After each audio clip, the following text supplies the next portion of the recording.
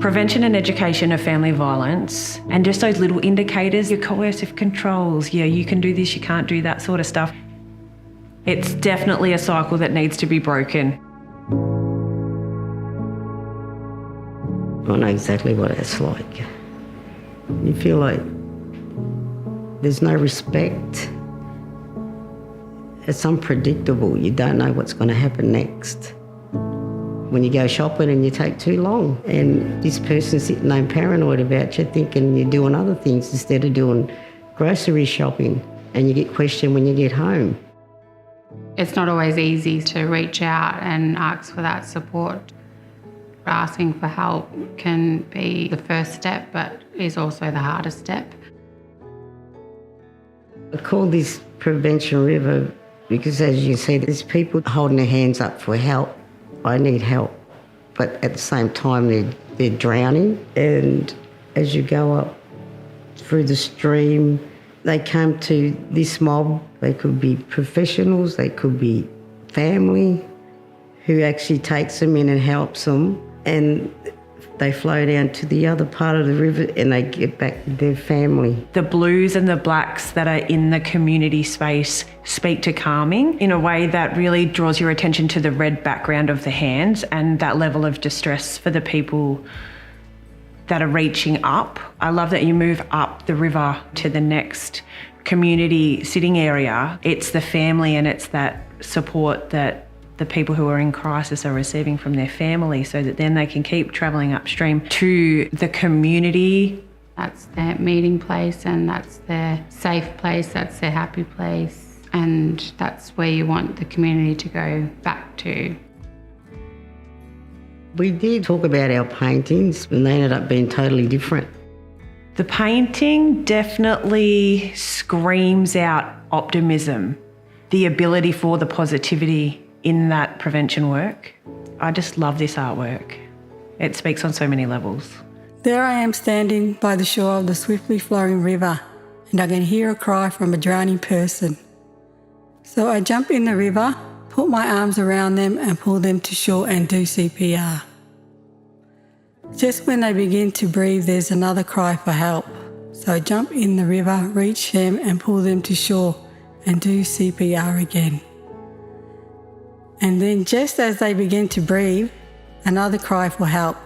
So back in the river again, without end goes the sequence.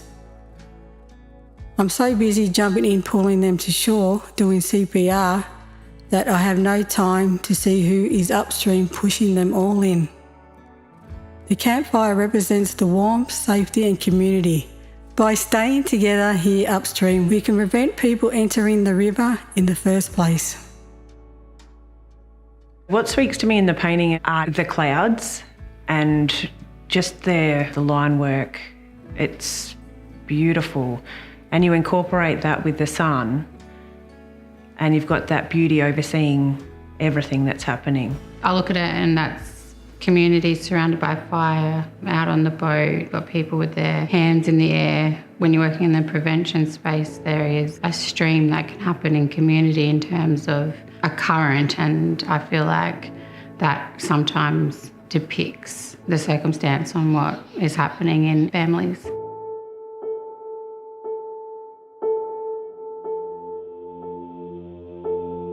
The prevention of violence is the most important thing, because when something becomes violent, you have to worry about young people and the impacts that it's having on them. They're seeing, they're hearing, they're experiencing what's happening here, and then they have to walk out into the community like life's normal.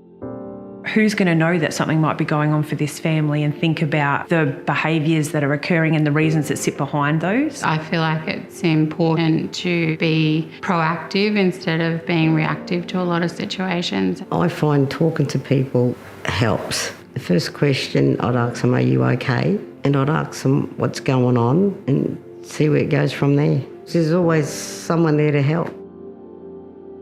We all sit around in a circle and just check in and see how everyone's going. Like men that come to our groups, just trying to show them the right path, just trying to tell them that there's more to life, like there's more out there than just going out doing the wrong thing. I feel like it's needed, especially in our space, you know, because you never know what someone's going through. Violence is sometimes not talked about a lot. There's a lot of people out there that are too scared to make reports because they're scared of repercussions that might happen within the family unit. These are the people that are screaming out for help. Men and fathers play a massive role in this, making sure that they are being respectful of the people in their lives. It is important that families do stick together. It's just the connection you have, especially when you've got a big mob. I have a healthy relationship with my kids and my partner to show my kids growing up that it can be different and showing them the right way. We don't want our children to grow up thinking it's normal when it's not. It's so important for people to understand and know that they're not alone in this and that this isn't an isolated incident that you're dealing with that no one else needs to know about. It's an issue that you can get support with, but also, you know, if you're a person that's using violence, you can get support too, because maybe you just don't know another way. I would ask him, does he respect you?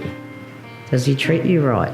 Does he make you feel good about yourself? Or does he make you feel horrible? You take notice. You can see when there's a problem. Stop the family violence and educate yourself to do better. Be yourself. Don't go out doing stupid things that are going to get you in trouble. If you're ever in a situation that you can put your hand up and ask for support, there is support out there. I would get them to make a call for professional help. They can talk to somebody they trust. Numbers online they can talk to without giving their name to get some support. These artworks represent life and the optimism and the hope. It's about making change.